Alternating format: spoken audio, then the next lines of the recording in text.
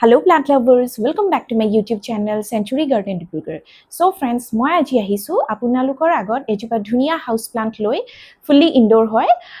birate low maintenance aru less caring plant hoy. So ahok sai thokok moi kunjupar plantor kotha apnalokok aji kom.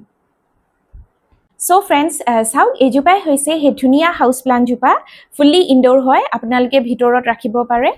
namtu hoise rubber plant ruby pink ejupa variegated type hoy aru rubber plantor tenekoi bahut varieties ase amar nursery available ase ejupao ase. So মই আজি ভিডিওটোত আপোনালোকক অকল এজুপাৰ বিষয়ে কৈ দিও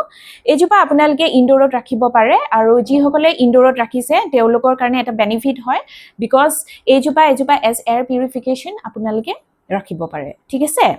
আৰু এজুপা আপোনালোকে যি সকলে বাহিৰত প্লেস কৰিব আপোনালোকে এজুপা ব্ৰাইট ইনডাইৰেক্ট লাইট পৰা এৰিয়াত প্লেস কৰিব ডাইৰেক্ট সান এক্সপোজ কৰি নাৰাখিব বিকজ লিভছ বুৰত মানে এনেকৈ বাৰ্ন হ'ব একদম ডাইৰেক্টলি বাৰ্ন হ'ব আৰু দেখাত বেয়া হৈ যাব সো যেহেতু এজুপা ফ্যান্সি প্লান্ট হয় বহুতে ভিতৰতে ৰাখে সো মই প্ৰেফাৰ কৰিম আপোনালোকে ভিতৰত ৰাখিব পাৰে মই এজুপা নৰমালি আমাৰ বাৰান্দাত ৰাখিছো যত অলপ মাইলকে লাইট এটা পৰে সো তাতে এজুপা গছ ধুনিয়া হৈছে ইয়া চাওক আৰু ইয়াৰ সয়েলৰ কথা কৈ দিছো মই ইয়াতে গাৰ্ডেন সয়েলতে ৰুইছো যত ভাৰ্মি কম্পোষ্ট আৰু আপোনাৰ অলপ পাৰলাইট দিছো হেয়াই আপোনালোকে এজুপা পিট মছ তেনেকুৱাটো আপোনালোকে প্ৰপগেট কৰিব পাৰে আৰু এজুপাৰ গ্ৰোইং সিজনটো হৈছে স্প্ৰিং এণ্ড সামাৰ আৰু ডিউৰিং দ্য গ্ৰোইং সিজন আপোনালোকে ফাৰ্টিলাইজ কৰিব আৰু সেই সময়তে আপোনালোকে কাটিং কৰিব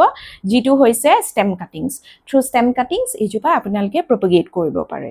আৰু অলপ পেষ্ট প্ৰবলেম হ'ব পাৰে আৰু যদি পেষ্ট প্ৰবলেম হয় আপোনালোকে তেতিয়া হলে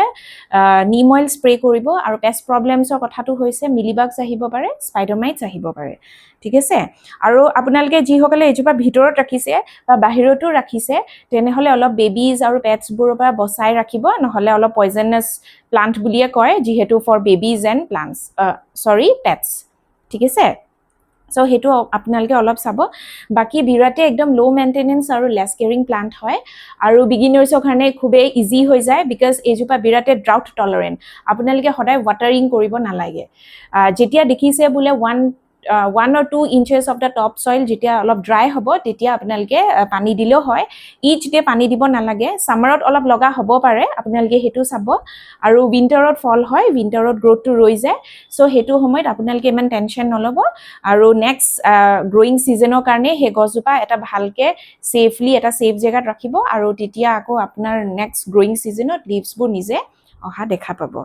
সো হেতু কথা আপোনালোকে এজুপা অলপ ইগনোৰ কৰিও ৰাখিব পাৰে যি সকল ধৰক খুব বিজি প্লান্ট পেৰেন্টস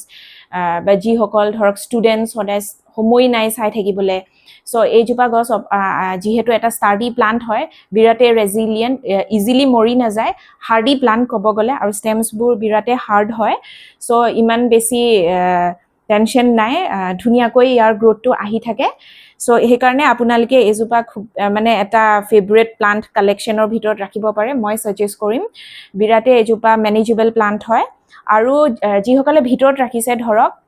ঘৰৰ ভিতৰত যদি খুব ধুনিয়াকৈ স্পেস আছে এজুপা গছ মানে যিকোনো rubber plant not only this 6 to 10 feet inches লৈকে বাঢ়িব পাৰে সো হেতু এটা বিৰাতে আপোনালোকৰ এটা ডাঙৰ বেনিফিট হয় যি সকলে ধৰক বহুত ধুনিয়াকে আপোনালোকৰ হল ৰুমত স্পেস আছে এজুপা গছ ৰাখিব পাৰে বিৰাতে এজুপা এস্থেটিক প্লান্ট হয় আৰু যি সকলে ভিতৰত ৰাখিছে মই আকৌ কৈছো গ্ৰীনছবোৰ চাই থাকিলে হেনেও মনটো অলপ ভাল লাগে ষ্ট্ৰেছ নহয় আৰু দেখাটো ভাল লাগে আপোনালোকে ষ্টাডি প্লেস বা কৰ্নাৰত আপোনালোকে ৰাখিব পাৰে আৰু বাৰান্দাত যি সকলে ৰাখিছে তেওঁলোককো কৈছো যদি এটা টাইমত বুলে দেখিছে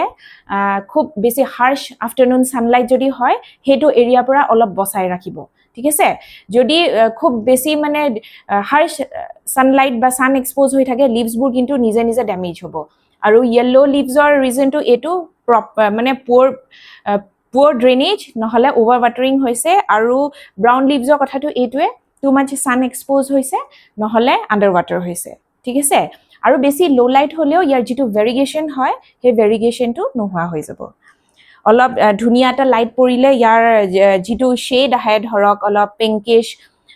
গ্ৰীন আৰু তেনেকৈ ক্ৰিমি হোৱাইট অফ হোৱাইট হে কালাৰটো নুঠিব